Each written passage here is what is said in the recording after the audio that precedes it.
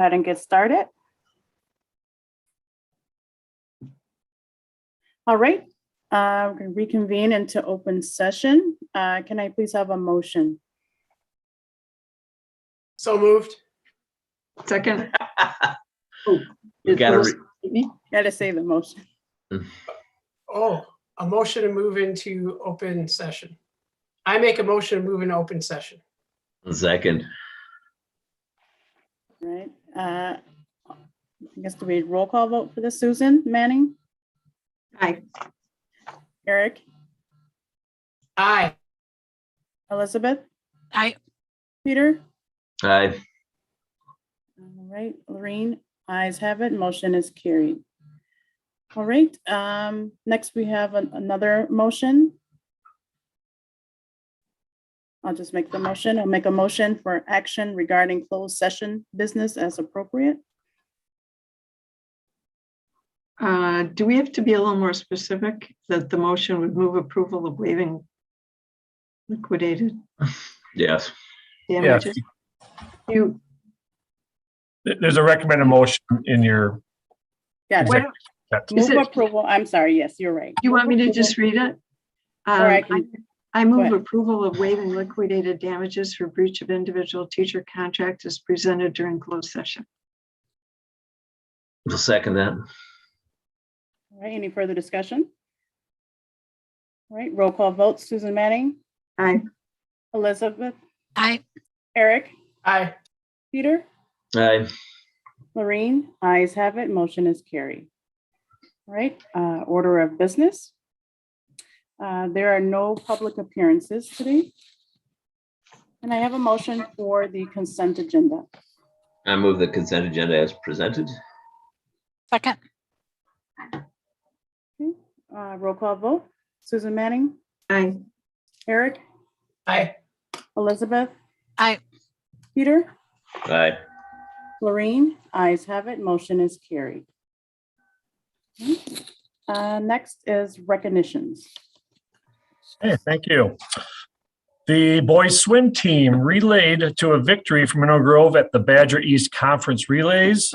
Coach Chattis raved about the camaraderie as the team stepped out of their comfort zone multiple times to balance out all of their swim events, and as underclassmen demonstrated their skills as they had limited opportunities to compete last year.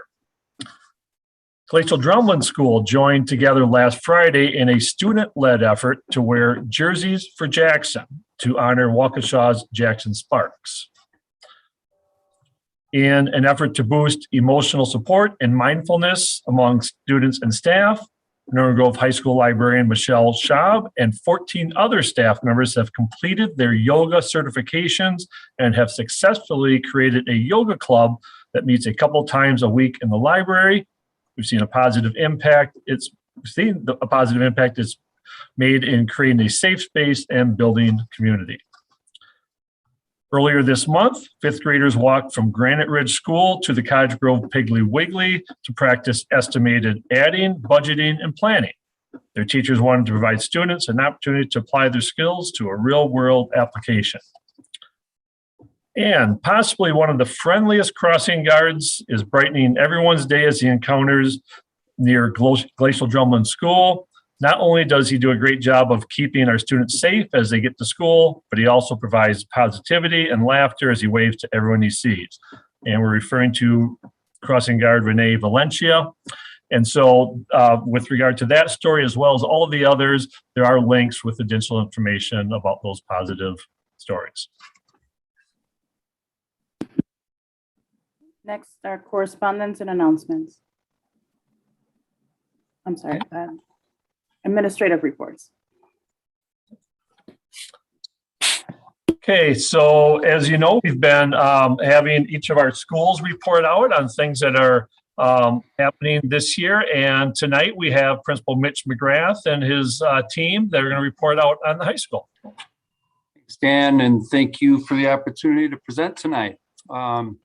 Tonight we'll provide an update on some of the shifts that we're making at the high school away from some more traditional consequences in certain areas, consequences that could be classified as more punitive, and moving toward more restorative practices. So Assistant Principals Melissa Hahn and Jason Kling are here to lead us through that information tonight. All right, thank you, Mitch. Can everybody hear me okay? All right, I'm going to go ahead and share my screen. So hopefully this is successful. Everybody see the presentation? Okay. So Melissa and I, we're glad to have the opportunity to speak to you tonight. We're going to share a little bit, like Mitch said, is how our staff decided to seize an opportunity to make some changes for this year. So, with the disruption that obviously happened last night to almost every aspect of teaching and learning, it also gave us an opportunity to kind of reset, step back, and kind of talk with our staff about what could our building look like when we come back? And so what we're going to talk about tonight is three things that are focused around restorative practices. So we'll first talk a little bit about the process that we took, the idea from inception to reality. So the spring and the summer and into this fall. So I will talk a little bit about that process. Melissa will talk a little bit about the product. So after all of our planning and meetings and pulling our staff together, we put some things in action. So we'll explain a little bit about how those have played out this school year. And then I'll wrap up by talking a little bit about where we'd like to head next. So the kind of the future of our work. So to start off with, oops, sorry, got a fast wheel here. When we got together in the spring with staff, some of our last staff meetings of the year, when people were kind of already thinking about returning back in person next year, what the kind of new school year would look like, we surveyed our staff. And that was actually something that we felt like we wanted to capture people's ideas before they went to summer, when things were fresh. The innovations, the frustrations, et cetera, everything that's kind of in our minds in May and June, we wanted to make sure that we captured those. So we surveyed our staff. I put a couple of the questions up on this presentation doc that we asked staff, among many others. And we really focused on school rules. So rules that would impact our students and their ideas for things that we could eliminate, change, or let go of when we came back in the fall. We also asked a little bit kind of on the flip side, are there some things that you think we should explore, implementing, adding, or considering? So things that were not in place yet. And then also trying to grab, a work group. So a handful of people that may be interested in extending the discussion into the summer. And so that was a little nervous, to be honest, about how many people would be willing to kind of jump in the summer. But as you'll see, I was pretty pleasantly surprised. Let me go to the next slide here. In the summer then, when we had our group, we met in July and August, and kind of the goals of the group as we kind of thought through our own tasks is we wanted to critically analyze the rules and policies impacting students, noting what's working, what does not working, what could be improved. So that was kind of the fundamental task of the group. The framework that we worked through was reimagining these rules through a view of equity, fairness, and its impact on both students and staff well-being, which obviously became very important last school year, and we wanted to kind of keep that going for the next school year. And then also kind of the last tasks, this is more when we got into August, is when we were not only looking at kind of the rules that we wanted to create, how would we implement them? So how would we kind of educate stakeholders, whether the staff and students in particular, staff in August and students in September? I put the names of the members of our work group just so you could see kind of a cross section of staff that gave their creativity and their time and their efforts over the summer. And you'll see it's a cross section of administration, student services, library, math, science, and English. And so that was kind of the group that all worked together. And I was pretty happy organically with how that worked with the different groups and their perspectives. And that process, so let's talk a little bit about kind of what happened in those meetings. We kind of focused on some of the adaptive schools definitions of dialogue versus discussion. So we kind of started with dialogue, moved into discussion. So a lot of throwing ideas on the table, a lot of looking at things from multiple sides, and then going, once we're able to do that, into some discussion to really determine kind of what this group wanted to tackle. The initial topics that the work group really wanted to focus on included, let's say, kind of day-to-day realities of our school. Things like, can students have backpacks? We knew that they did when we weren't using lockers. Okay, are we coming back? Are we using backpacks or not? We talked a little bit about cell phones. We had some conversations. They wanted to talk about dress code, hats and hoods, and then also some things that were a little more specific to behaviors that we were seeing. So academic honesty, tardies. We had some interest in talking about detentions just as a concept, and then also how restorative practices would look. The team also looked pretty critically at our student handbook as it existed in 1920 and kind of a truncated version of 2021. We also pulled some handbooks from 6 neighboring schools, just kind of comparable schools, just to see kind of what else is out there, if there's some ideas that we might want to replicate or borrow from or see. And then what we ultimately did is we did kind of an exercise of narrowing, where we used the spend a buck routine, which some of you may have used before, where you have $1 and you break your cents up into where are you going to put your weight. So you're going to put 75 cents. I really think we should focus on tardies. I'm spending 75 cents of my dollar on that. And we kind of more accurately that way decided what we wanted to focus on. And so from that spend a buck exercise, the 4 that are listed there on the screen are the ones that ultimately the group was tasked with really looking at over the summer. So cell phones, tardies, academic honesty, and detention. We broke into some smaller groups to really kind of take a rule or take an area to do some research, to start crafting some language for our handbook, to start looking at implementation, how this might look for students and staff. That group then came back to the larger group. So kind of from back to that dialogue to discussion model again, getting whole group feedback, some brainstorming, some assistance on things they were stuck on. And then ultimately by the end, trying to decide how we wanted to embed this into our staff development in August for our adults, and kind of how we want to integrate that in advisory in those first couple of weeks in September. And then one of the last things I'll mention is just how that group kind of looks now. So summer ended, we kind of put some things in place. There was a team of us that decided we thought it was important to keep meeting and working, to assess things, to monitor, to adjust. And you can see 5 of that original work group meet. We meet about every 2 weeks or so, really just to kind of see how things are going. And Melissa will share some of the things that are going on right now, to really kind of help that work move forward. And with that, I will turn it over to Melissa. Thank you, Jason. So as Jason mentioned, first we kind of did some work around rethinking detentions.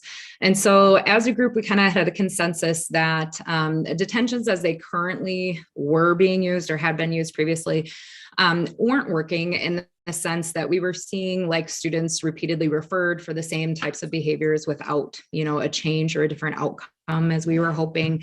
And also kind of this stigmatizing of students being assigned to a detention room, like that was the space that you went for it without addressing the root cause of behavior. So when students were previously assigned to detention, they went there essentially for an assigned time. They did not necessarily meet with a staff member or really talk about kind of the root of what happened in that behavior that landed them there.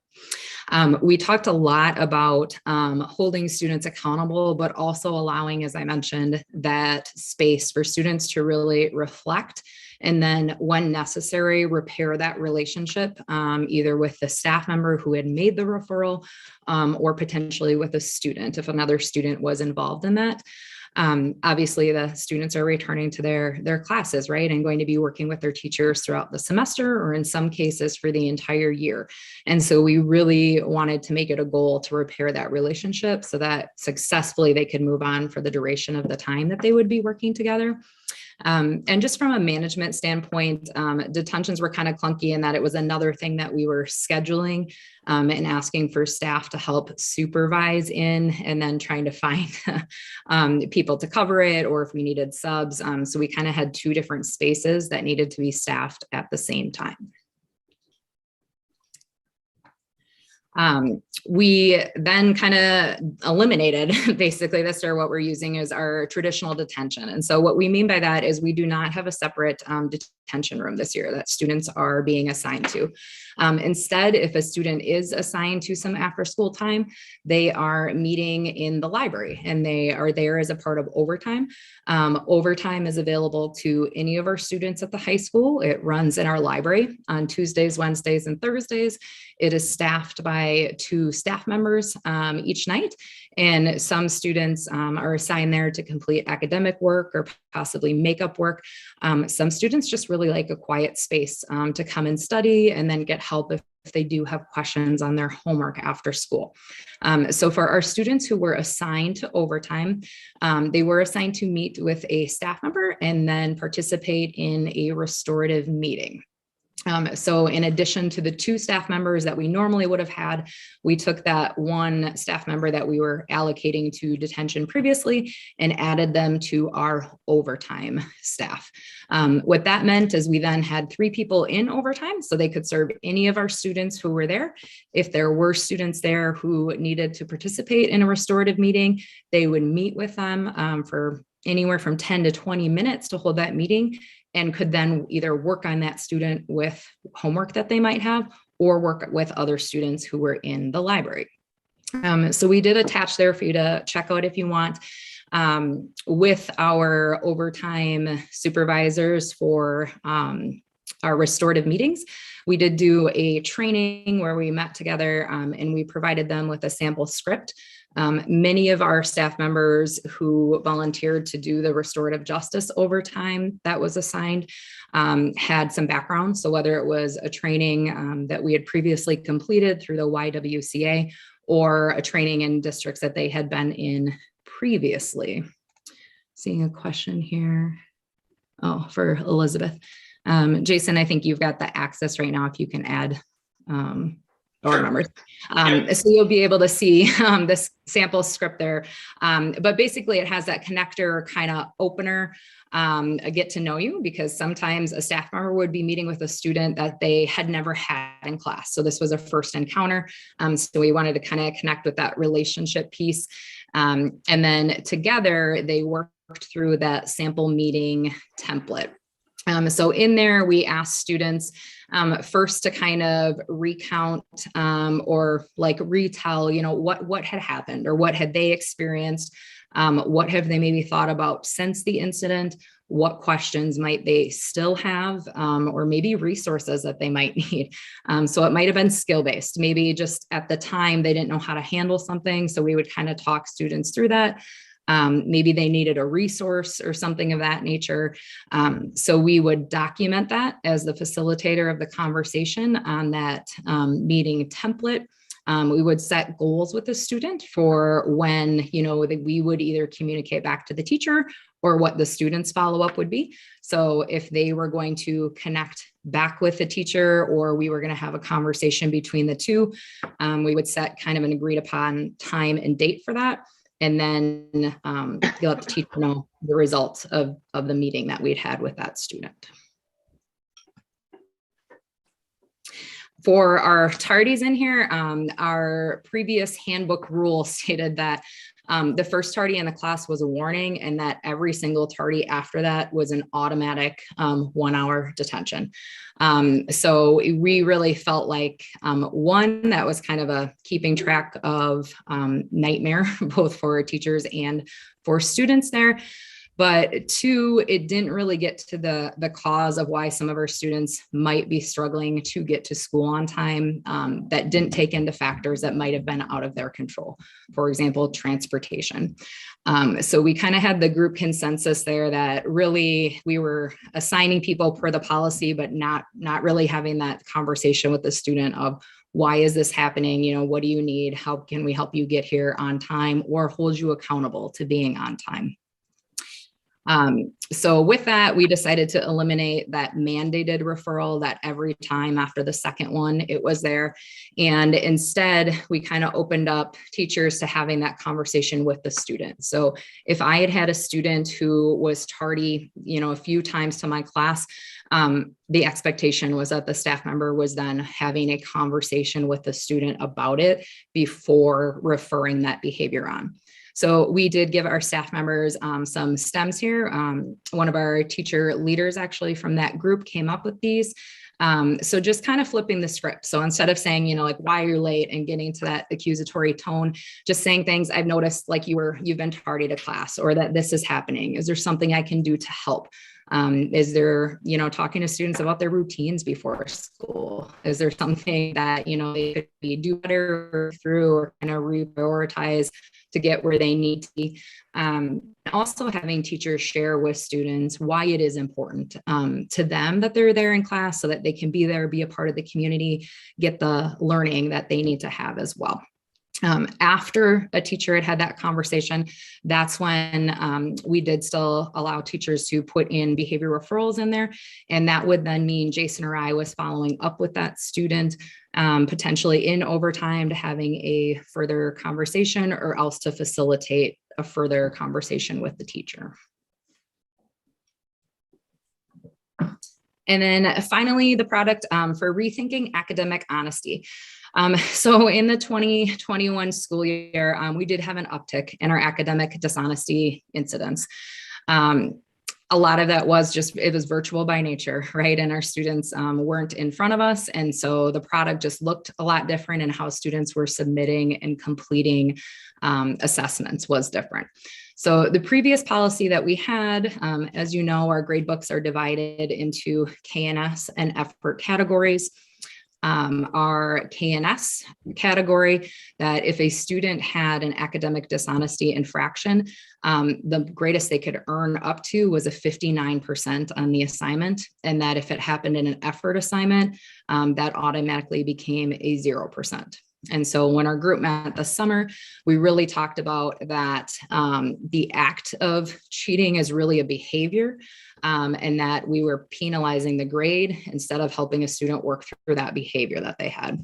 And that led to kind of a larger discussion about the grades not necessarily reflecting then that student's skills and abilities, if there was an automatic 0 or an automatic F on an assignment there. You can go ahead there, Jace. Thank you. So in kind of thinking about our restorative practices that we were already using with our overtime and detention rethink, we really wanted to get the focus back on the behavior and kind of remedy the reason why students may have made that decision. So for K&S violations, students are now assigned to a restorative meeting that takes place in overtime. And during that meeting, they do meet with a staff member, and they make a plan to kind of talk through what happened that led you to make this decision. And then now that this decision has been made, how can we help you to get the learning and get to where you need to be so that you can redo that assignment and that assessment and be graded on what you know. For our effort violations, teachers are handling those in the classroom, and that the first step is that they'll be given or they have self-reflection sheets that are linked in here for students to complete. The student then connects back with their teacher, and after they've had a discussion together, the student can again redo that assignment for a no grade punishment. Some first quarter reflections. So obviously, as Jason talked about, these were changes that we'd talked through and made in the summer. So we're only almost 1.5 quarters in right now. So what seems to be working with these changes for students is one, kind of that elimination around the stigma of detention. Students have been very well integrated into overtime, and that shared staffing has also been helpful.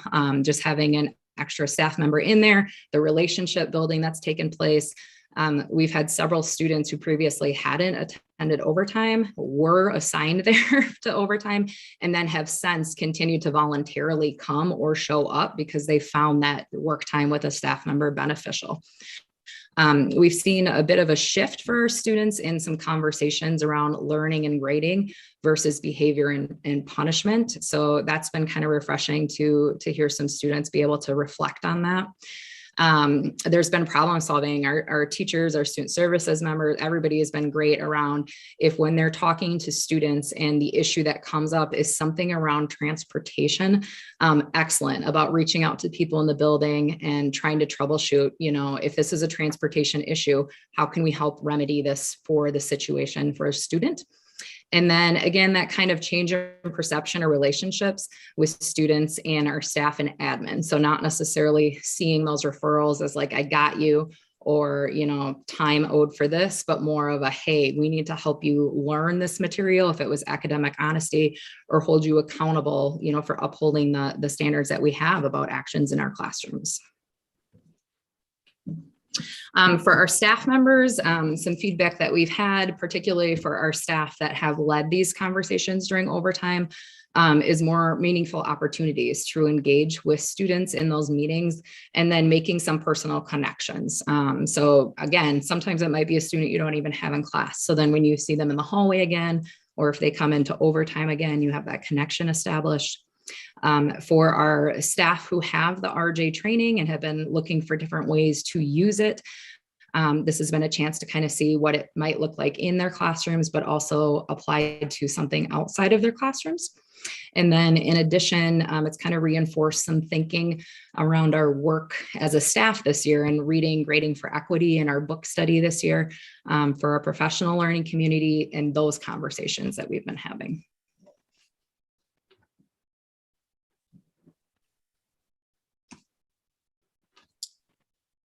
And then our reflections on what still needs more work.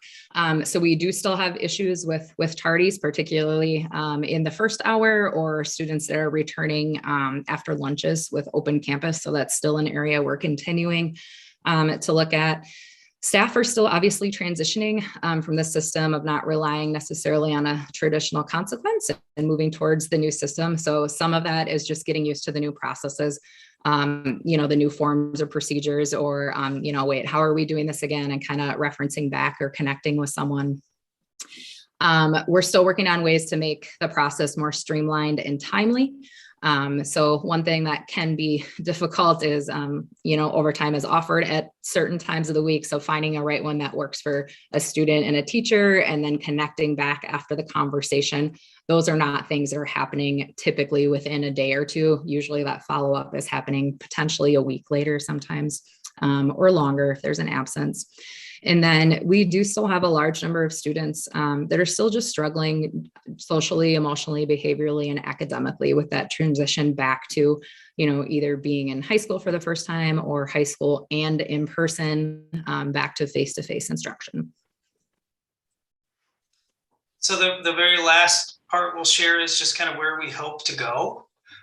Some of the goals of our team that meets regularly. One of the things we talk about is just being able to expand training. So opportunities for our staff. So some of that being in-house, so either through our own professional development and our in-service days. Also hoping to repartner with the YWCA, who we've worked with for a number of years, and a lot of our staff have had some meaningful training with them. So we definitely like to reestablish that. Trying to expand student leadership opportunities. That's something that we've talked about as a group. We've had some success in the past. Obviously, things kind of fell off a little bit with COVID, but trying to jumpstart that again. Trying to improve the efficacy of our rules and policies. These are all new. So we're working out wrinkles, and your policies and rules are only as good as how well you implement them.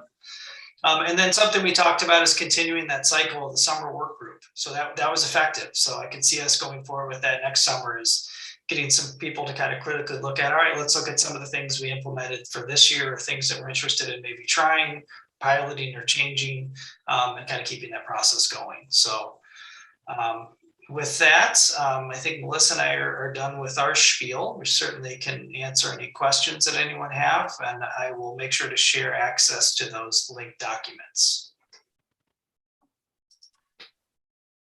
I would just add that in closing, we're excited about the momentum that we have behind these changes and the work that's continuing to go on as we're going through the school year. I think if you look at the committee work last summer, we had a long list of items and discussion topics when we stepped back and asked those questions. And the process that Jason described, going through that process and kind of whittling down what we really want to focus on and dig into so that we're not biting off more than we can chew, I think was really important. When we shift to restorative practices, it is more labor intensive, if you will. It's not simply here's a detention.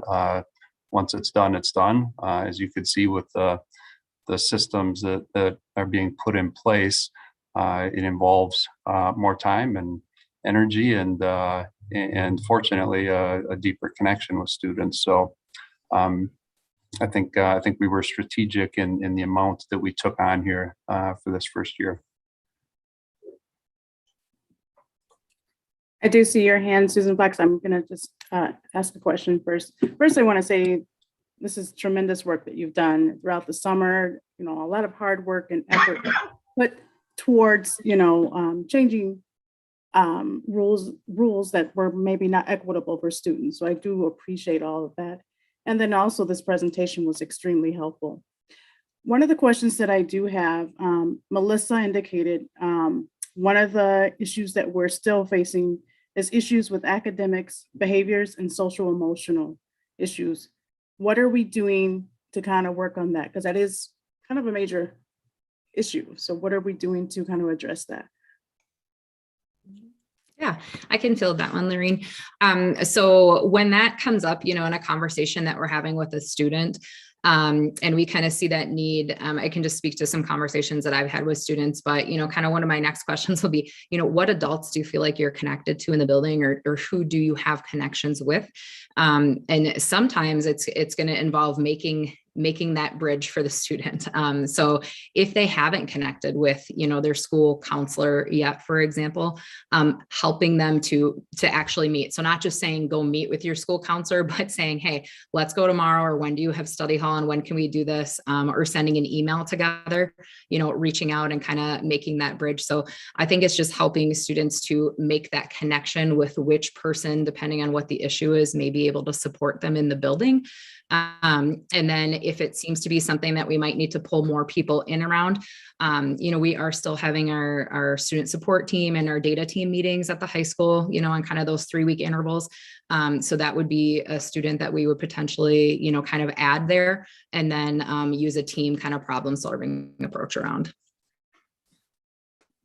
Thank you. The things that we talked about at the start of the year and have hit on again as we've gone through the years, just meeting students where they're at academically and social emotionally this year, and being cognizant of that. And I think the sentence stems that Jason and Melissa and the committee put together are great examples of framing that. It's a conversation about a tardy, but how do we frame that with students in the most productive way, in a way that's going to build a relationship and continue that relationship? So things like that are very helpful examples. Thank you, Mitch and Melissa. Susan Fox? Well, thank you for that question. I was wondering that also, but I just want to applaud you for this work. I'm so impressed. All of these changes are really huge and much needed. They seem like such an improvement to me. I'm really just want to commend you for these efforts and the ongoing work that it takes. They just make so much sense. So I'm just really happy that you've embraced this and are on this path to more restorative practices. So thank you. Elizabeth? Yeah, I want to echo that. This is incredible work. And in addition to sort of like the product components of it and all the things that were mentioned, I think something that is really easy to not see is what good, thoughtful implementation looks like. And like one of the fastest ways to my heart is through implementation science. And so you open with process, and I was like, let's hear it. But I think the thoughtfulness by which your team got together and really thought through sort of broad strokes, kind of where are we noticing problems, and then like let's really hone in on what we want to do and think about what those strategies are, how we're going to provide professional learning to staff and to students, how we're going to continuously monitor that.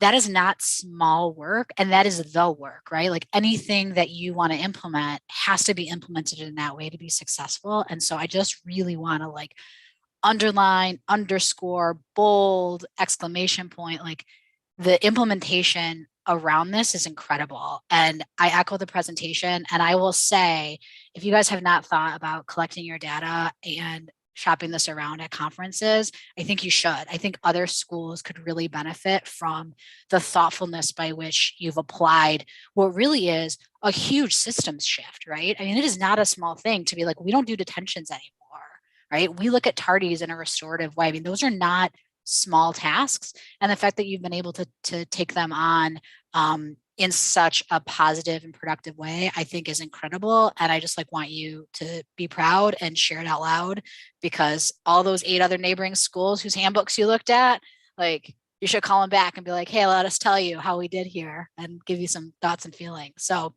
kudos there. 2 questions I have. One is around student feedback. So I saw the kind of idea around student leadership, which I appreciated seeing, but to what extent are we soliciting student feedback in? How does this feel for you? What are you noticing? Have their perceptions of school and discipline changed as a result of it? I think that's probably something that is up next, I would imagine. I mean, really what we're getting from students is anecdotal, right? So it's mostly in those meetings. It's been interesting for Melissa and I to note students that are like recidivism rates. So like, are we seeing the same kids assigned after school? We're really not. And I would say it's kind of tracking your relationships with those students, or trying to look at, are these behaviors continuing or ending? But I would agree. I would think that that's something our group really should look at some point, the semester or the end of the year, particularly those kids that have been a part of those meetings, or the kids that have been in overtime, like Melissa mentioned. We do have students. I think it's kind of neat, actually. Like, here's a kid that you're assigning to meet with you in overtime, but they're already there because they wanted to go. So it makes it like a perfect opportunity. You're not fighting, you're not pushing them into the library. They're already there. Right, they're just there. So I think you're right. I think some surveying of students would be helpful, because we don't have that in place right now. Yeah, I think that would be a nice thing for you all to sort of noodle on and come back and make sure that it's not just the adult perceptions on your data that's moving, but that it's actually making an impact on students' sense of belongingness and safety. The other thing that it's not really a question, just like a comment.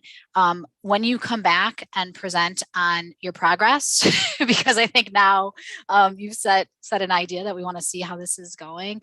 Something I would love to see as we're moving along is some more specificity around who is accessing what components of these things, right? So, obviously tardies are still a problem, but like, what does that actually look like kind of from a data perspective? Or when we're talking about academic honesty, sort of like, what is that really looking like? And and it's really nascent now, so I didn't necessarily expect it, but I just think as we move forward to really start to be really clear about like what kinds of behaviors we're addressing, and then what the movement looks like for each individual one. I would agree too. I think that that's something we're still in the process of looking at, because we have some things that are captured. Most of it's through Infinite Campus. Yeah. But we also have like some overtime forms, and we have a list of all the restorative meetings we've had with all of the plans. So yeah, finding ways to streamline those, I think, like what you're saying, is important too. To have things that are readily available, easy to be compiled and checked. Yeah, well, excellent work, everybody. I mean, this is, I cannot fawn over it enough. So I'm just going to mute myself, because otherwise I'll spend the rest of the meeting talking about how great it is. Elizabeth, I just want to throw in there too, sorry, Lorraine, some of this from a data perspective, like our staff is doing a heavy lift with this too. So for our staff members who are doing, those tardy conversations, for example, or having those effort assignment conversations with students, that's not necessarily something that is now making it into our, behavior referral system. So I just want to call that out too, that's been a buy-in piece on our staff members too, and really taking the time, because it is time to have that extra conversation with students. Susan Manning. Yeah, I'm echoing everything the board has already said. And again, dramatically impressed with the move from punishment to interactive restorative practices. I think that's so commendable. Every time you turn on the news today, they're talking about students and the struggles that they're having now and the difficulties that they're having.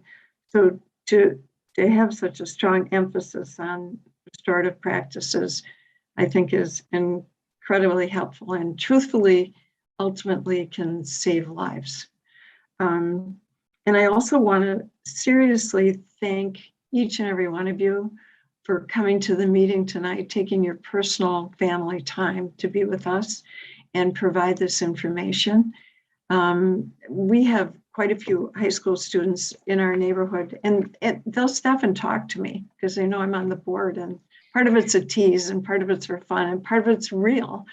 And to have this kind of background, to be able to have those conversations and to know a name of people I can send these students to for this kind of support is so incredibly helpful. I can't thank you enough, and I really appreciate your time. Peter and then Elizabeth. Yeah, I want to again echo some of the things that have been said here, and I appreciate the thought that went into this. And I understand the challenges and difficulties when it comes to making changes to longstanding practices of the way we've done things in schools. It requires a certain amount of heroism to go out there and make these kinds of changes. So I appreciate that's going on. And I also want to say that if everything doesn't work out, that if I expect this to have problems. I expect it to require changes. I expect there to be failures. If we're not failing from time to time, we're not trying hard enough. So I do appreciate this. I hope it's I have every reason to believe it's extremely successful, but I also expect there to be difficulties and challenges, but that's okay because we have to, it's the only way to improve. I would also echo Elizabeth's comment about sharing this. However, I would say we tend to see that a lot. We tend to see a lot of new programs that are being implemented without a lot of data about how they're successful. And what is useful to me as a board member, is used to all the school districts, is when somebody comes along with something new and tries something new, and then is able to present information, data that backs up whether their success and or their failures, the challenges. So if you really want to be useful and helpful to the wider school community, it's important to gather that data and then really evaluate do a self-evaluation with a critical eye and present those lessons learned to so that we can all learn from them. But I do like the process. It seems like it's a robust process, and so it tends to give us successful programs. So thanks again. No questions, that's all I have to say. We'll see. I apologize, Eric, I didn't see your hand. So Eric and then Elizabeth. Oh, thanks. Yeah, I pretty much agree with everything. I would even add that this is, from someone in the post-secondary world, this is much more empowering to students. It's a more reflective way to look at things that builds independence and growth for students. It's also it echoes the environment, not all students, but that most students will go into if they go into any sort of post-secondary education, where, there aren't things like cell phones, tardies, academic history, detention. Those things don't exist in that environment. So eventually I'd like us, to see us move in that direction. I think being able to adapt like this as a high school, and Mitch and Jason and Melissa and all the teachers and staff, it just shows a lot of growth and foresight to where I think this kind of institutional education system that we've had set up for how many years? I mean, if this was 35 years ago, if they would have just listened to me, we'd be doing it back then, but we didn't. I got thrown in the principal's office all the time. So we're moving in the right direction. I really appreciate the growth and progress that I see. And I'm very supportive of it as a board member. So thank you for all the work you put into it. Eric, Elizabeth. All right, I said I was going to mute myself, but I realized I had one more thing to say, and that's actually specifically to you, Mitch. I feel like we've been giving a lot of kudos to the staff that have been doing the work and the team, and I think that that's great and deserved and necessary. And to me, in order for this to have been enabled, requires a level of transformational leadership orientation and trust in your staff and the ability to sort of empower folks to say, hey, we've got problems. Let's throw some creative solutions out there, and then I will support you in getting those done. And so I didn't want to let that go unsaid, kind of the critical component that you play as a person enabling this, allowing this to happen so that we can be transformative in our system. So again, thank you so much for being you and all that you bring to the high school. I appreciate that, but I got to say it was a risk. It was really driven by Jason and Melissa last spring to say, let's try and pull this together this summer after a very trying year for everyone, and see if folks have enough headspace to take this on and put our heads around it. And so I was, as Jason said, we were pleasantly surprised at the number of teachers that said, yeah, I want to come in July and take a look at the handbook and talk about these things. It really shows an investment in the high school. For sure. And I appreciate your humility, but you still had to say yes. So thank you for saying going yes. by the head nods, I think the board agrees with Elizabeth. So tremendous work. Thank you. All right. It doesn't appear that we have any other questions. So thank you again to the high school staff. All right, next is the superintendent's report. Dan? Hey, thank you. Just a couple quick updates tonight. The current school year operating plan, there's really nothing new from the last time we met. If you recall, right before that meeting is when the latest public health order came out. And so the updated plan just has a few nuances as things are tweaked with regard to contact tracing and so on. But I thought I would leave it on the agenda since obviously is forefront of our work, still on a daily basis. And if there's any questions from any board members regarding our pandemic planning.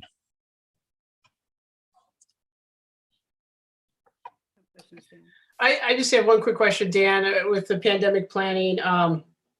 Assuming that the district's going to stay aligned with the Dane County Public Health recommendations, is that correct? Yeah, so we've been consistent from day one, I think, with regard to safety protocols that we've followed the public health, which they are completely aligned with DHS and CDC. So, with the contact tracing and so on. So yes, we have followed and we'll intend to continue to follow those guidance. Thank you.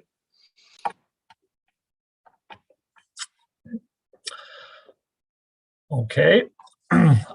Second item, or I'm sorry. Sorry, Dan, I just thought of a question really quick. Not about the plan itself, but a while ago, several meetings ago, we talked about like clear communication and clarity in our communication with families, particularly families who sort of like fall into the, you now have to quarantine for this amount of days. I'm just curious if we made any adjustments there.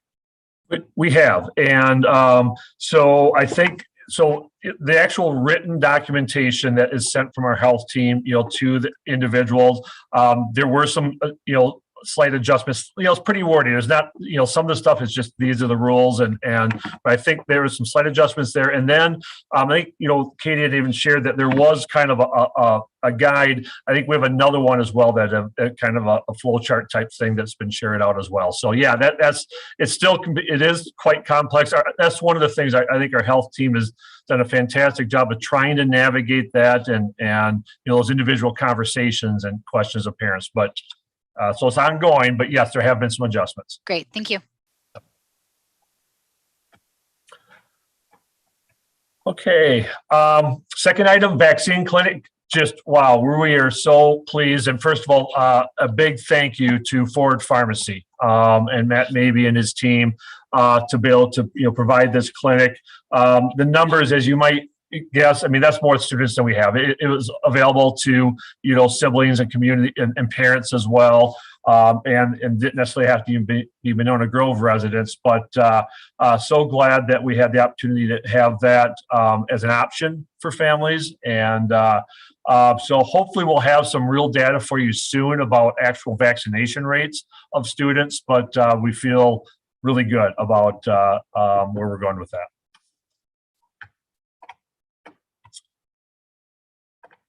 Okay, and then last item, total shifting gears here, strategic planning process. So I have attached to you, this is a draft document. And so even though we've kind of, I think, settled in on some things, I am working with Joe Schrader as a facilitator. I did in a previous email to you, give you a little bit, for those of you that don't know Joe, a little bit of his bio, and totally his work is totally aligned with the work that we're doing in the district. And when I met with him following our last workshop, where we talked through the things that you wanted to see in the process as a board, I was so pleased that was completely aligned with the way he generally recommends facilitation.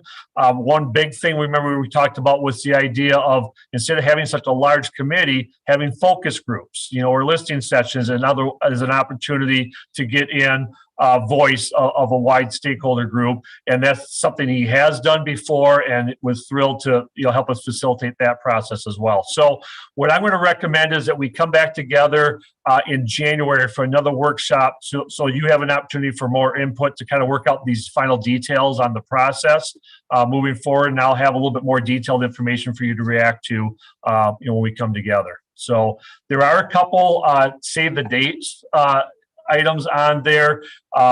So one of the things that you might notice, there are 2 Fridays that we're looking for the committee to get together. We intentionally chose 2 Fridays that are in-service days, because we will have some staff that need to participate. And we know that with the crisis we have with the substitute shortage, to try to do something on a school day and pull any staff at all, even administrators, is very difficult. And so those PD days, they're not district-wide PD. There will be some building level things, but we'll be able to free up some people to be able to join us on those days. And so we'll talk more about that as well when we get together at the workshop about that specific makeup. And I'll make sure we have that conversation with the board before we do any invitations. So any questions I can answer tonight about the process and next steps moving forward?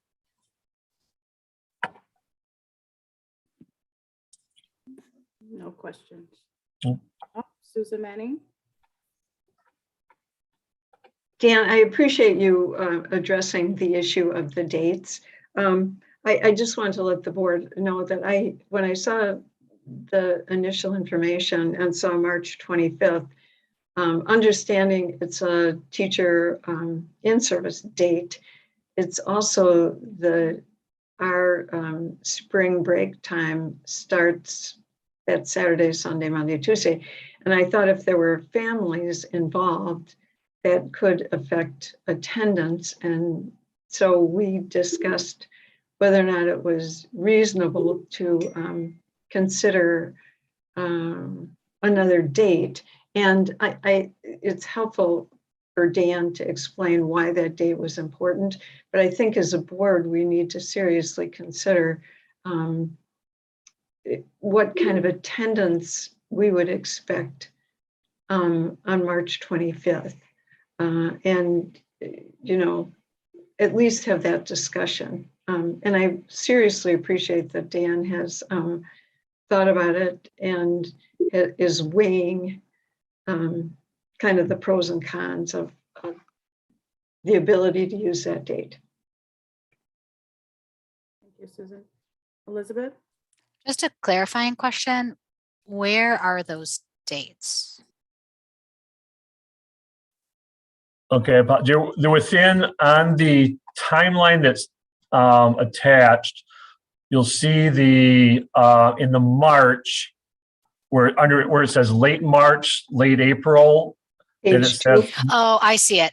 Okay. Yeah. So the phase 1, phase 2. Yep. Got it. Thank Yeah. you so much. Yeah. The other thing I'll add is that normally Joe would like to reserve an all-day Friday and a Saturday morning twice, for 4 full dates.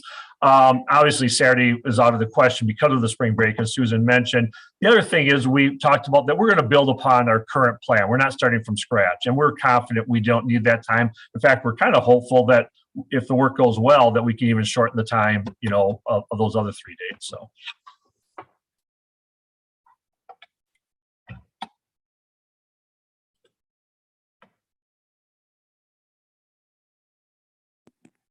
There's no further questions, Dan. All right, we can move on to board reports. First is Personnel Committee, Susan Fox.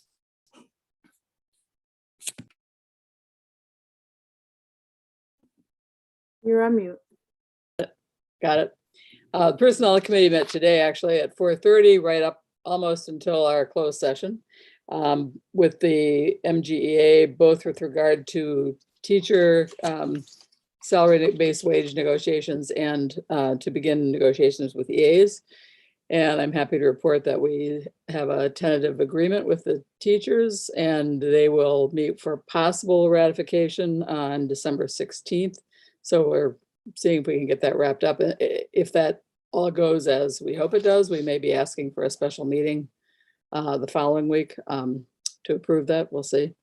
And with the EAs, it was just the initial exchange of proposals. So we need to still do a little bit of work on that. We'll be meeting again in January to proceed with negotiations for a base wage for educational assistants. Thank you, Susan. Next is Ad Hoc Sustainability Committee, Peter. Thank you. The Ad Hoc Sustainability Committee met on last Thursday on the 2nd, and we talked about a high school project. We talked about made progress on our kickoff video. We're going to do a presentation at the Renew conference in January. So there's some things going on with the solar project. There's something else which I wanted to bring up with the at this meeting to get sort of some feedback and some impact on. If I could share my screen. Can I share my screen? There we go. And I just wanted to show something that the sustainability policy. This is a graphic that we developed last year as part of our grant application, and it kind of shows where we've been and where we could go. If you look on the left of the chart, this is sort of the electrical consumption of the district. We used to consume 5 gigawatt hours of electric power per year, and at almost 9 kilowatt hours per square foot of our buildings. And we're right now sort of in the middle of this chart. And the solar power project we're talking with the high school is in the red box. And at the end of it, we'll be down to 5 kilowatt hours per square foot a year.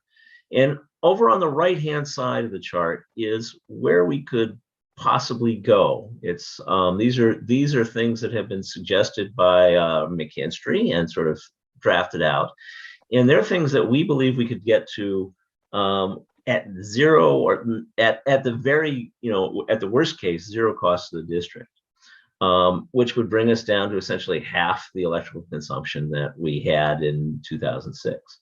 And the reason I bring this up is because we think that it's time that the Sustainability Committee, the time that the district moves to a sustainability policy, and that the sustainability will suggest a policy and send it to the policy committee, and then bring it to the board for approval. And to do that, what we want to do is we want to make sure that this kind of thing can happen. But to do that, we want to make sure that it's something that we don't take for granted. It doesn't rely on a committee or a commitment of Jared or individuals on the board to happen, but it's something that is something that's part of policy of the district. It's the value of the district, and it's part of policy of the district.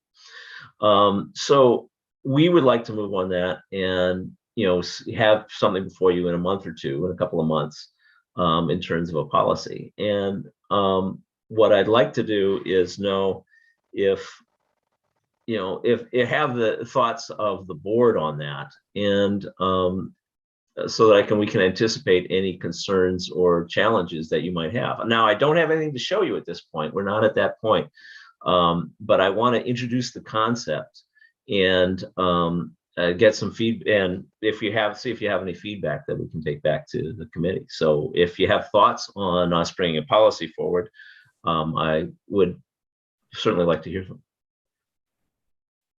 Thank you, Peter. Susan Manning. I think that's a good idea. I actually was very grateful for being able to watch most of that committee meeting. And their approach was absolutely excellent. Plus, they found some sample policies that are quite good. And effectively, what they're saying is, as a district, we support sustainability. And I think it's definitely something that we should look at and try and support.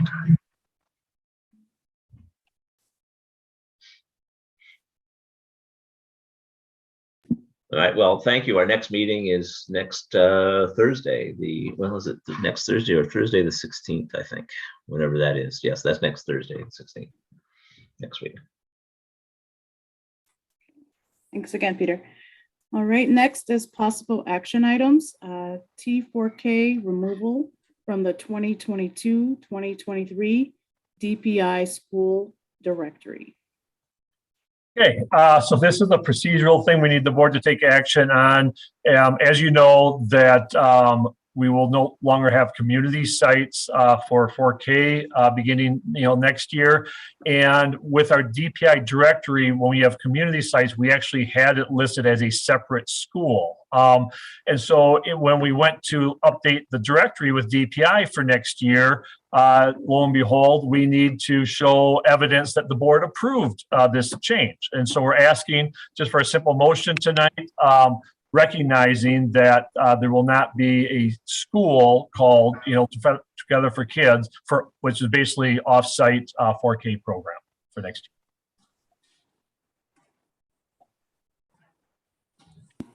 Susan Fox? I would move approval of the Together for Kids T4K offsite locations from the 2022-2023 DPI school directory. Second. Okay, any further discussion? All right, roll call vote. Susan Manning? Aye. Elizabeth? Aye. Peter? Aye. Andrew? Aye. Eric? Aye. Susan Fox? Aye. Lorraine? Ayes have it. Motion is carried. All right. Next is policy revisions, second reading. Nope, you missed one. Oh, High school courses, middle and high school courses. okay. We'll just- Okay, so annually in December, if there are recommendations for new courses or removal of courses from the high school or middle school, we bring them to the board, for approval.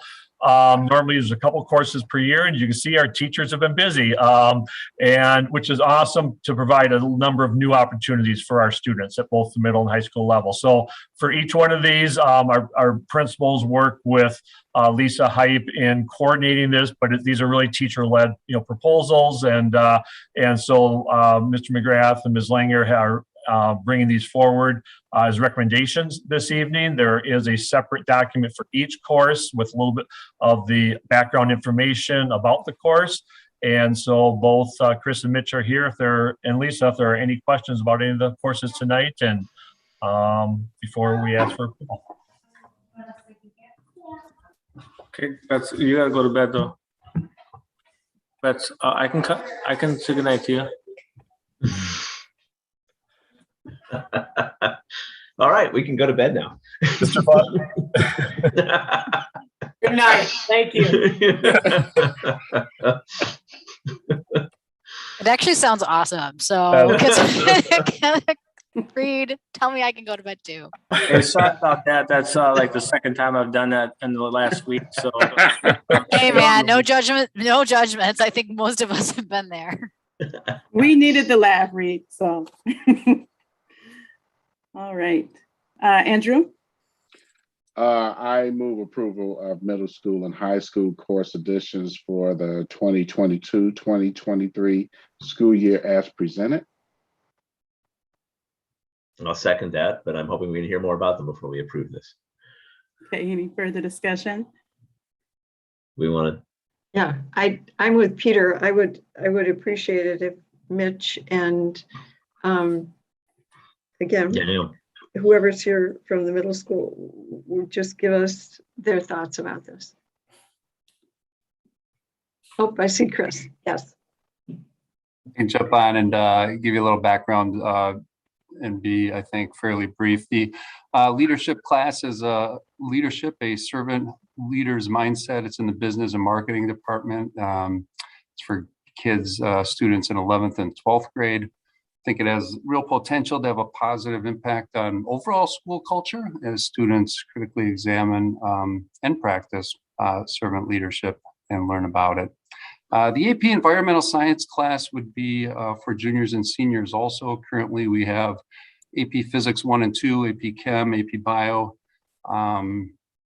This course would be one that's a little less math intensive, and it's also widely known as your most accessible AP Science class and one of your more accessible AP offerings. And so as we look to diversify the student population who are in our AP courses, this course definitely offers a possibility to do that. As it's generally, like I said, one of the more accessible AP courses, definitely the most accessible science AP course.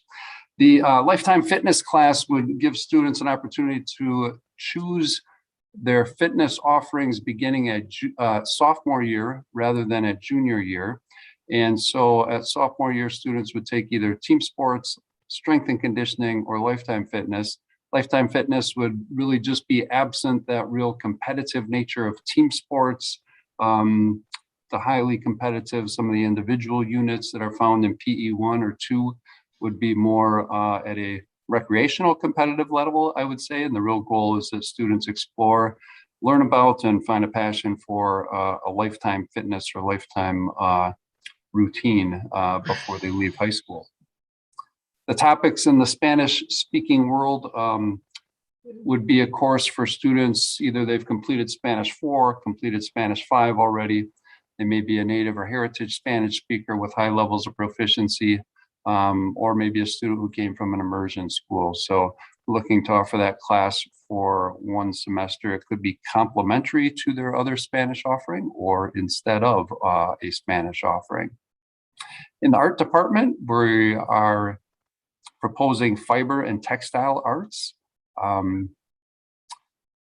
This class, it would be an intro and exploration of fiber and textile arts. Right now, our AP 3D art and design course, really what feeds into that is our ceramics. And so this would be another opportunity, another 3D medium for students to be engaged with and possibly feed into that AP 3D art and design course and go into that with a capstone idea and submission to the College Board. So that's kind of exciting.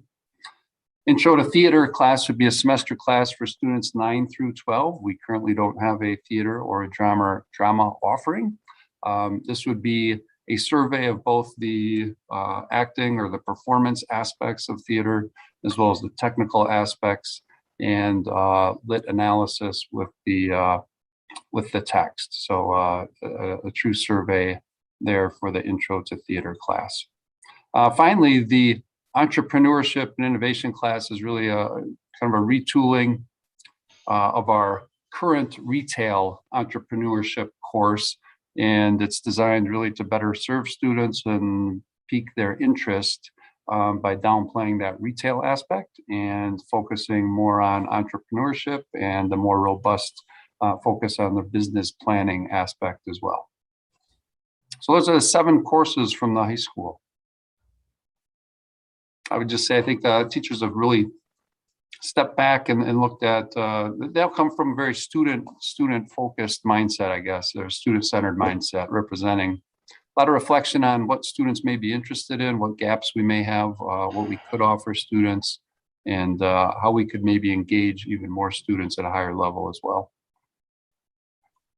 Mitch, will the class, the Entrepreneurship and Innovation class, will they also focus on finance? You think that's our personal finance course will take care of that piece more. And so this one won't be as much focused on the finance because all students will get it in the personal finance course. Okay, thank you. Yep. Elizabeth? This is like a really weird question, so just know that I know that.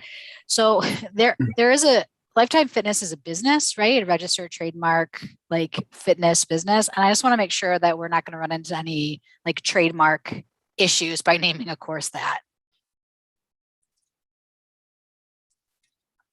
Hadn't thought of that. Can definitely explore that and make sure we're okay. I think there are other high schools that have Lifetime Fitness. I would imagine, and we're not selling a product, so it's probably fine, but I just wanted. Lisa just indicated that it's actually Lifetime Wellness. Oh, great. Thanks, Lisa. I misspoke. Okay. Maybe that's where Lifetime Fitness came up and like Issue resolved. accepted. Yeah. Okay, well, thank you. All right, so for the middle school, if you guys remember last year when we went through our scheduling changes, we said we'd be back with some additions since our 7th and 8th graders are able to take courses and they're taking courses together. We need to come up with some more courses and then we'll kind of create a rotation. So a lot of our courses are just kind of either additions to what we already have. So like the art, they're going to add on a global art exploration class, which is going to be art from kind of around the world, explore different cultures.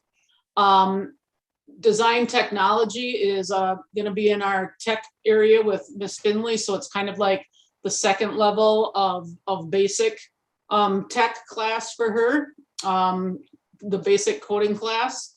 And then music on stage is a new one. That one is going to be our first non-performance based music class. And it's going to focus on like researching and learning about music and how it's been put on stage, like in movies as well as Broadway and different things like that. And then cooking and so much more is kind of the second level of the basic cooking class. So they'll be doing kind of second level things.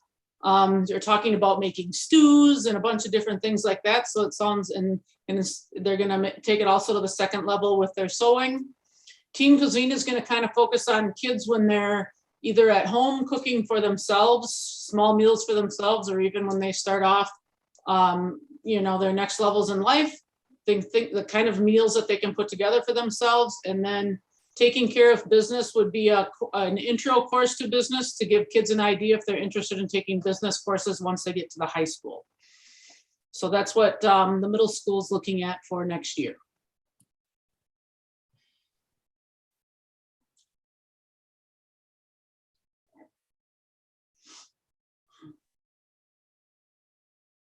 Here to be any further questions? Oh, Susan, thoughts? Just one. I noticed some costs, specific costs mentioned in a couple classes. Some won't have costs, but I'm assuming you've taken care of this budgetarily, and that's not huge costs. But in the science, the environmental science, for example, textbooks, that kind of thing, that's all budgeted for and part of the plan, and that you've considered, I guess, impact on other classes. I mean, these will all fit into the schedule, I guess, is my question. That you'll still, because I guess it sounded like at the middle school especially, you kind of could use more classes to, for that all to work. At the high school too, I assume that people have thought about how it fits into the total schedule and kids will have time to sign up for all these, and they all sound great. I mean, I think they sound exciting, so. Just a general, and then I guess my only question goes more to the middle school. If you're still evaluating the length of time, because some of these classes I look at them again, I think, man, 40 some minutes is tight, and I just but that you'll hear more about later in the year. Yeah, we are sticking with the same philosophy of schedule, but we are making some tweaks to our master schedule, and that's one of the areas that will be addressed. Okay, all right, so I think it looks great.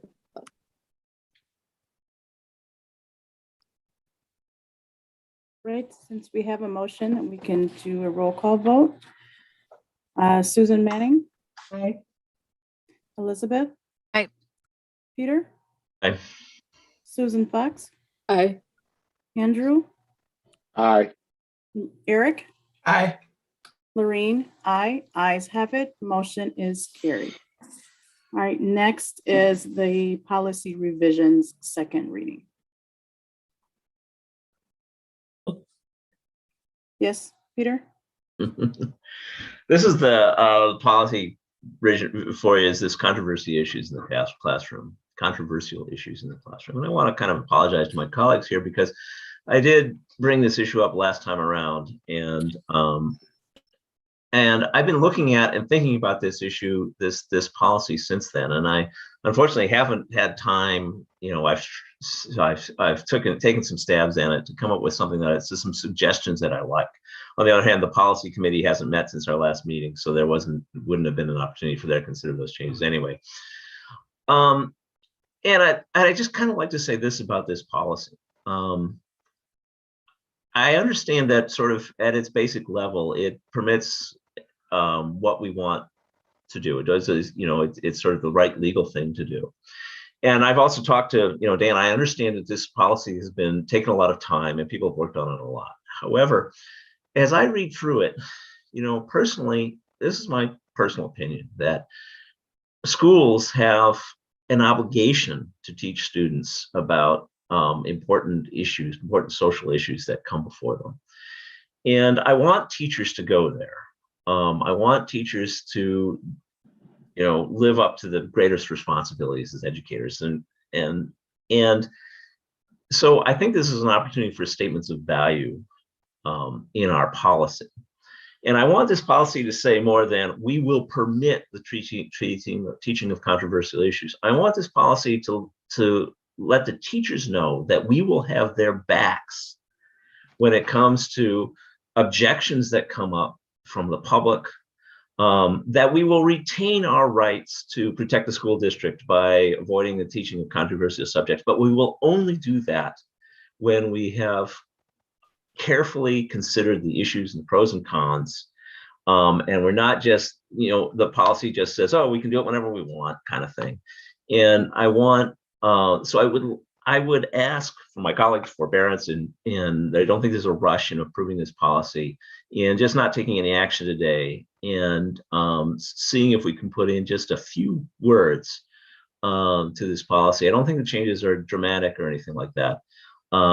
That would create a stronger statement that I think would better represent the values that I have, and I think you all share, and this district could share when it comes to teaching. And the other thing I would like to do with this policy, since it directly affects teaching and teachers, is I would like to share it before we approve it with our teaching staff and get feedback, both as an opportunity to inform us and as an opportunity to let the teachers know that we value their feedback when it comes to what goes on in the classrooms and when we're talking about a policy that affects that. So it's kind of a values discussion, but I just feel that we need to take a stronger statement. And I want this policy, if a teacher reads this policy, I want that teacher to understand that we've got their backs when they stick their neck out to teach what might be a difficult or controversial subject. And to be honest, I mean, the reason people are revising these policies, the reasons this came up in the OLA is because people are looking at the controversial issue we're talking about is race. And it can be a difficult conversation, and it can be a landmine. And we want teachers not to draw back, not to withdraw because they're afraid they're not supported when they're going to bring up these topics and these discussions. So I want a stronger statement, and I just ask that we give it a little more time. Let the policy committee consider that. Unless you guys in the policy committee say, oh, we've looked at it, we beat this to death and we're done with it, then okay, I understand, but that's all I'm asking. Susan Manning? Well, I really appreciate your comments, Peter. And again, I think we have waited for your response, and if we would have even received it today, I know it's been several weeks. 2 weeks. Yeah. Well, since the first read, I think it'd be helpful to have Dan talk a little bit about how hard I talked to Dan, and I've heard, and I do appreciate how hard this has been. Well, again, I think it would be helpful for him to help the rest of the board understand not just your position, but the actual process that Dan used, as well as the legislative process, the committee process. in working on this and actually really, I mean, I'm sitting here with a stack of papers in front of me about the Tinker standard and how that was interpreted and how, and a lot of sample policies. And again, we've been working on this for several months. I think one of the things that we want to do here, and one of the reasons we'd like to move forward, not that a month is going to make that much difference, but is the fact of protection of the staff and the fact that we support their teaching of controversial subjects, and we support their ability to also provide their opinions in that process, as well as students. And we studied multiple sample policies, had multiple issues. So I just want to reassure the board that we didn't just pick up a sample policy and bring this to you. We went over the words, again, substantial disruption for probably 2 meetings. And we had 1 meeting where we just focused on that language, much less the entire policy. And again, I'd appreciate Dan speaking to the work that they've done. We've sent it back to Dan at least twice. So, I mean, this just didn't happen overnight. And I do want the staff to know that we support them in this process by using this kind of policy language. Yeah, I understand that. My biggest objection is changing the word "will permit," because that's not a support. It's not supportive. It says, "Well, we'll let you do it." It doesn't say we support it. You say you want to support it. I don't read the language as supportive. That's my prime objection with it.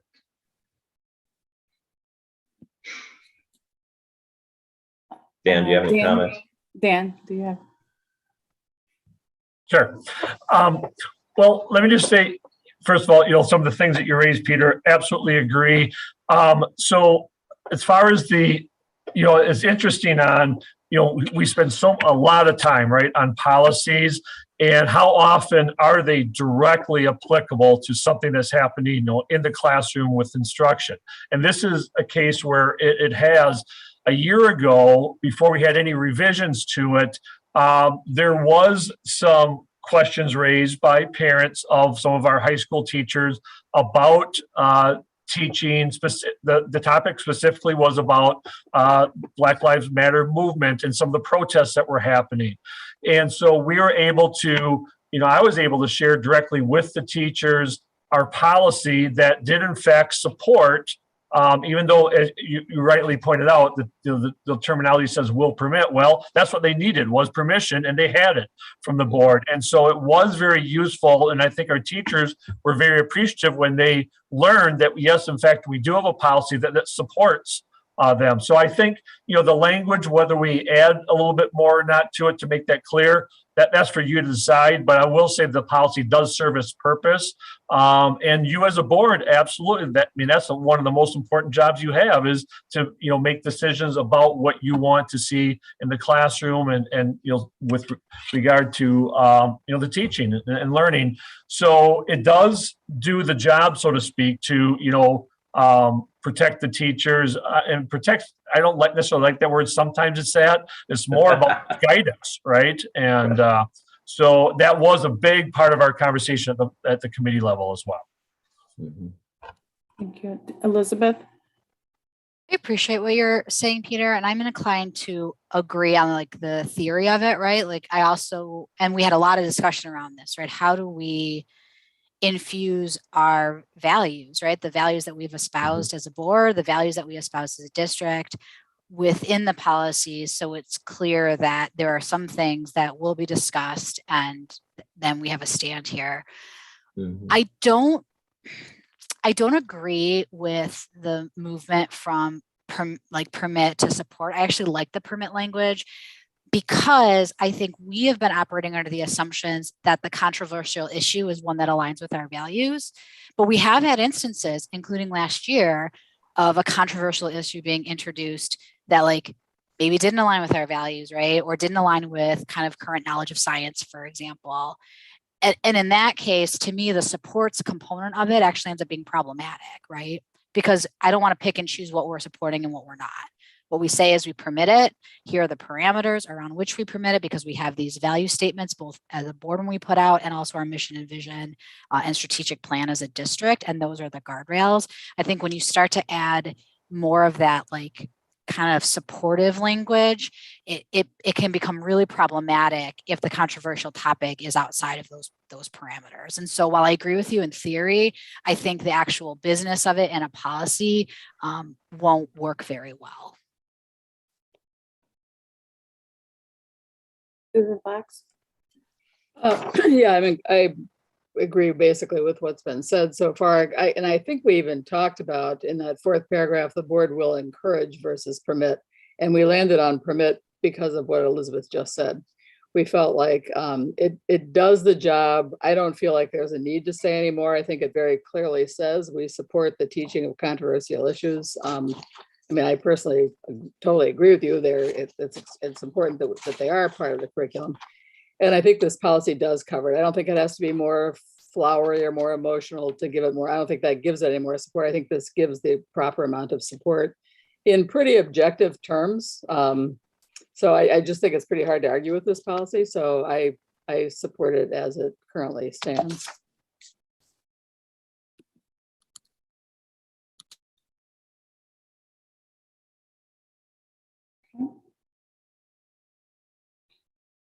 Right, can I have a motion, please? I lost my. Personal language. Yeah. Susan? Motion. I would move approval of policy 2240 as presented. Second.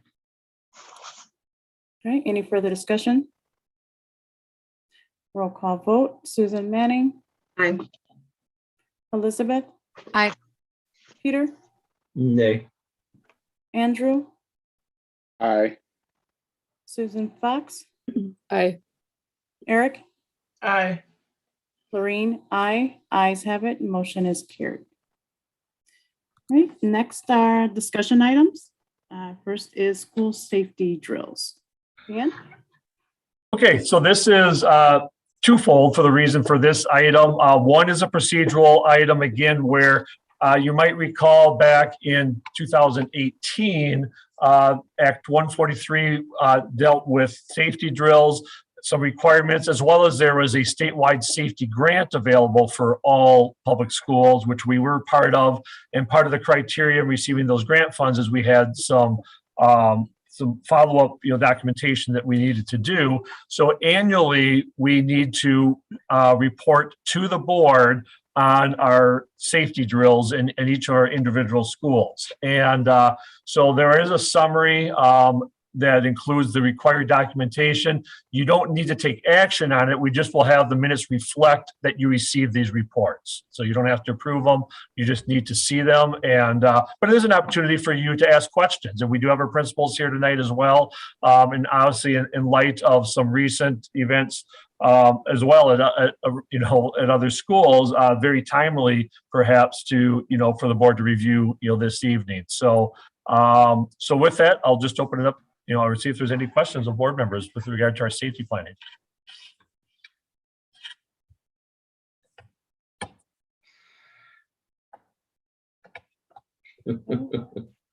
No, Susan Manning. And this is really helpful to have this information, and your timeliness is really much appreciated, seriously. Particularly right now, because I think the students are concerned. If you could, what would be really nice, I think for me, is for you to make us a time frame. Just take this and make a time frame for each of the schools so that we can see when they're doing their drills, and which drill they're using, just a grid. And then after that's completed, report out to us. So when are the next drills planned? Well, so they do document everything. So there are required monthly drills, okay, for fire, and there's tornado, and then there's specifically the dealing with potential school violence or threats. So as far as the timeliness on some of those, that's up to the schools as to when they hold those drills. They just have to be done on an annual basis. Clearly last year with the closing of schools and virtual education threw a wrench into the normal planning process. And in fact, there was a waiver, from some of those requirements, but we're getting back on track this year with a more normal routine. So I think the principal's in the process of establishing what those might look like on an annual basis. But anyway, to answer your question, yes, we absolutely have that documented and can share. Well, that would be great. Just again, once you get that put together, and it may be a while, to make sure that that comes to us in a principal's report, so that if the community asks us, are they doing safety drills? We can say, yes, here's the document that shows the plans, or here's the document that shows the completion. Again, it's really helpful to have one from each of the schools, but often the parents will have kids at 3 different schools. So if I just have a format that says, yes, they've completed these for this year, and these are the drills they've done, which drills are monthly, which drills are annual, just a good solid information sheet, that would be great. And I'm not saying there's a time frame for getting that done. I just know that we've recently received more questions, maybe something that we put together and post on the website. Just a thought. Susan Fox?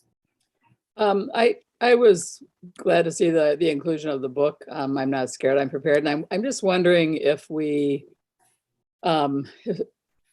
if parents are notified, if you've got any feedback on whether some kids are scared by the drills in spite of that discussion, and if we follow up, and just what kind of feedback, if any, we've had on that. Or I just remember a middle school student being pretty terrified when we had a tornado drill, for example, and these drills are a little different from that. And I'm just wondering, if we have any feedback about that, about how kids are receiving these.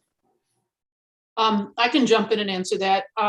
So I think that's something that we're really trying to keep an eye on. Unfortunately, we have a situation where we have a student that has pulled the fire alarm, and it's part of his history and part of his dysregulation, but it's just different this year, the way that kids are receiving things. So it's definitely something when we talk about, and it's in our plan too, is we're not going to start out right away and do drills. We're going to have conversations about them in our advisory lessons first.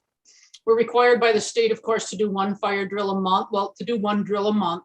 So we do our monthly fire drill. And then, except for we do tornado drills.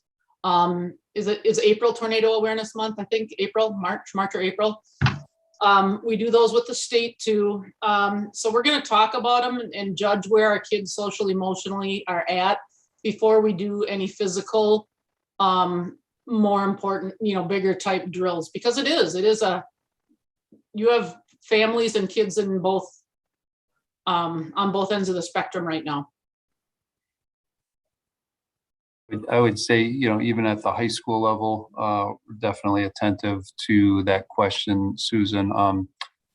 We'll have a lesson in second hour on a Wednesday and go through all of the information with students, and then we'll have the drill on Friday in that same class with that same teacher during that same hour, so that when we have the drill there, the students are with that same person that taught them about it, and there's a very clear communication that this is a drill and this is what we do, and talk through those scenarios. Okay, thanks. And I guess for elementary kids, I'm assuming, say, I see a couple elementary principals, if they're still here. I can speak to it. We take the same kind of approach. First is making sure that students understand that the teachers are the people that they follow, and give the directions in any kind of drill. That's important. So to stop, look and listen to the teacher is an important aspect of what we teach. And then also there's a lot of preparation before we even get into the book. And then finally, we don't necessarily do like a full-on active drill. We more have classes walk through the drill themselves to keep it as emotionally safe as possible for our students, as we recognize that the younger our students are, there's a different understanding of what safety feels and sounds like. So we take a similar approach to what Chris has said that they're doing this year at the middle school. Okay, thanks. That's helpful.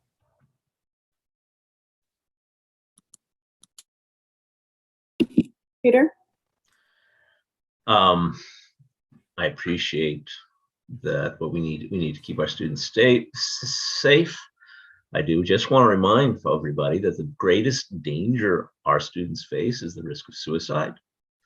That there is an association between violence prevention drills and increases in prevention.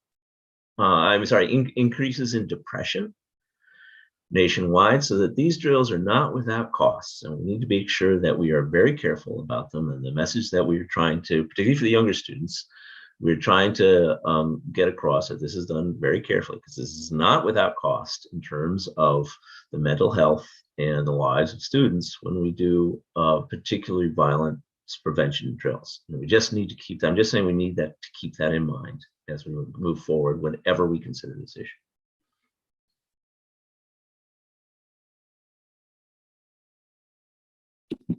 Elizabeth? Yeah, I just want to echo what Peter says. So, I mean, I have a healthy skepticism against the for-profit organization that does ALICE training. The empirical evidence is mixed at best. And we spend a lot of effort and energy in that vein when we have really clear evidence around other prevention strategies. And this is something that I think my board colleagues have heard me say before.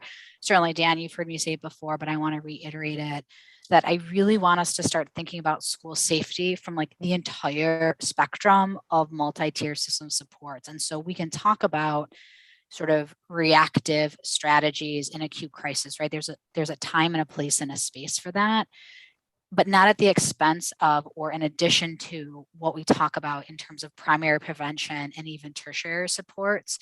And I am consistently, and this isn't unique to us, right? This is part of how the landscape works, but it's a consistent frustration of mine that these things are presented separately, right? But we talk about student services and mental health and social emotional learning and student connections and restorative practices and all those great things we saw at the beginning of the board meeting today. And then we swing over here with no through line. And I really want to push us both administratively and also from like a policy perspective for us at the board around what does it look like for us to really think about school safety from a true 360 comprehensive view, so that when we get our reports about school safety, in addition to it being the statutory requirement of us saying, yes, we did these drills or whatever, it also comes with sort of a comprehensive, this is how our students are feeling within our spaces. This is where we're seeing success. These are our referral pathways, right? And then also this is how we respond to acute crisis, both threat and mental health. So, okay, done with that thing that I just did. So thank you for listening to that. Question that I have is around the family engagement components of these. And so we know, right, around any kind of threat, whether it be, you know, an active threat, like a school shooting or a mental health crisis or anything like that, right, where we have risk involved, that family engagement is critical component.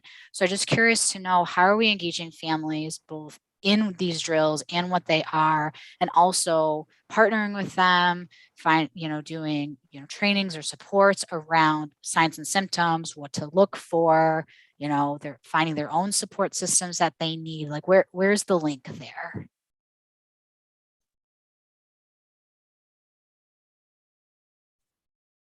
Elizabeth, typically we inform families when we're conducting the drills and the purpose and those kinds of things, but we haven't gone to beyond that in terms of partnering or anything that you described.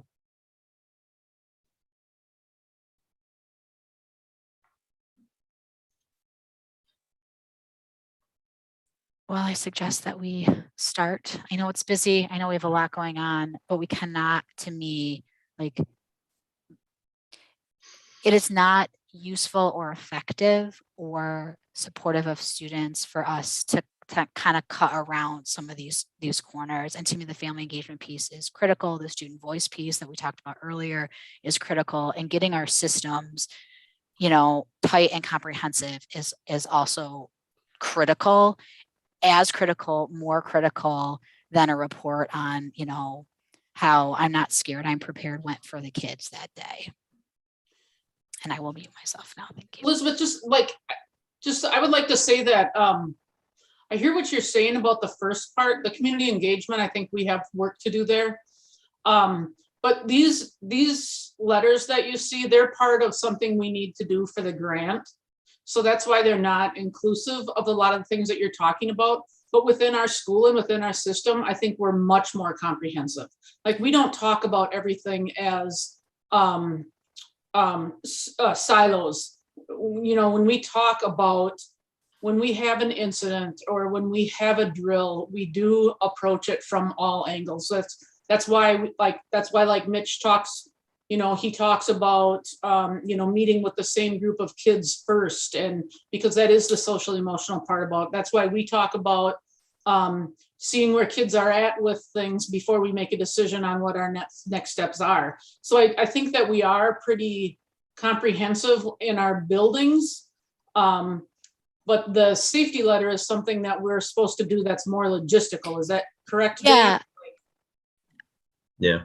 I understand, and I appreciate Okay. that, Chris, as it relates to like your requirements, right? What you have to Right. send up to, the Right. Office of School Safety.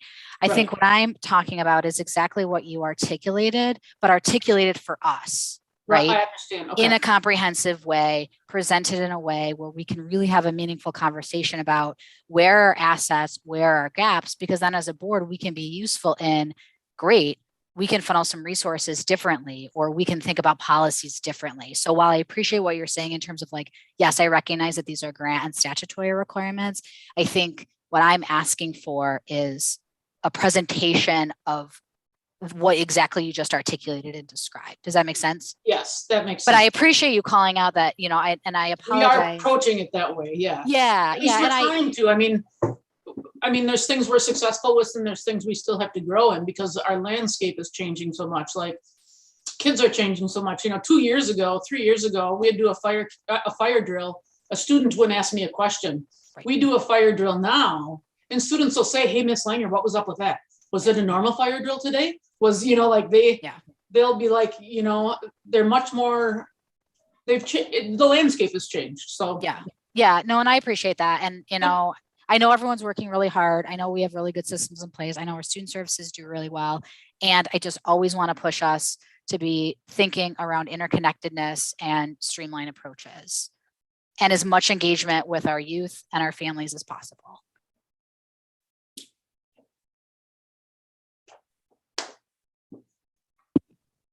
All right, it doesn't appear to be any other questions. Thank you again to all of the high school staff. Next is future meeting dates.